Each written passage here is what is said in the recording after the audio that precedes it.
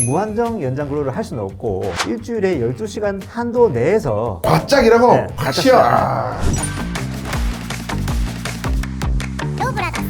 자, 통상임금이 늘어나면은 네. 시간의 수당이라고 보통 예, 많이 그렇죠. 하는데 그럼 시간의 수당이라는 거 정확하게 어떤 개념인지 알려주시면 예, 좋을 것 같습니다. 근로기준법은 연장 야간 휴일 근무에 대해서 네. 사업주가 통상임금의 50%를 가산해서 지급하도록 정하고 있습니다. 1.5배, 만약에 예. 통상임금이 뭐 10만 원이었다고 하면 15만 원을 지급해라. 네. 8시간 기준으로. 연장 수당은 근로기준법에는 근로시간을 1일 8시간 또는 일주 40시간으로 정하고 있습니다. 그 이상 초과하면은 연장 수당을 지급해야 되는 것이죠. 네. 통상임금의 50%가 가산돼서 지급됩니다.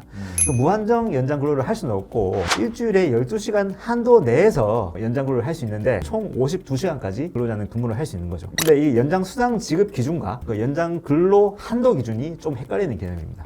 연장 수당은 1일 8시간 이상 일했거나 또는 주 40시간 이상 일했을 경우에는 수당을 지급해야 되는 개념이고 연장 근로 한도는 일주일에 12시간을 초과하면 안 된다는 예컨대 1일 15시간씩 3일 동안 일을 했다. 그럼 총 일주일엔 45시간 일을 했지 않습니까? 네. 이게 연장 근로 한도에는 위배되는 것이 아닙니다. 52시간 아니니까. 종전에는 1일 12시간 이상 일하는 것도 연장 근로 한도에 위배되는 것으로 봤지만 1일 근로 한도라는 개념을 폐지를 해버렸습니다. 윤석열 정부 초기에 탄력적 근로 시간들을 확대한다는 이런 차원에서 집중적으로 일을 하고 쉴 때는 확실히 쉬자. 바짝이라고? 네, 바짝이야. 대신 일주일에 52시간까지만 일을 네. 할 수 있게 제한을 두되 하루에 얼마 동안 일을 하느냐에 대해서는 제한을 두지 않았습니다. 일주일에 3일 동안 15시간 일을 했을 경우에는 총 일주일에 45시간 일을 했는데 네. 이후에는 연장 근로 한도에는 위배되지 않고 대신 하루에 15시간씩 일했으니까 1일 8시간을 초과해서 7시간 초과 근무가 발생했기 때문에 네, 네. 이 7시간에 대해서는 연장 근로 수당을 지급하라 라고 정리할 수 있는 거죠. 연장 근로 한도하고 연장 수당 지급 기준은 분명히 구분되는 개념입니다. 연장 근로 한도는 근로자의 건강을 위해서 존재하는 제도라고 할 수가 있어요. 뭐 돈이 얼마를 더 주든 그거 상관없이 사람이 과로를 하면 안 되기 때문에 일할 수 있는 한도를 정한 것이고 연장 근로 수당을 정할 때 또 그거와 다른 기준으로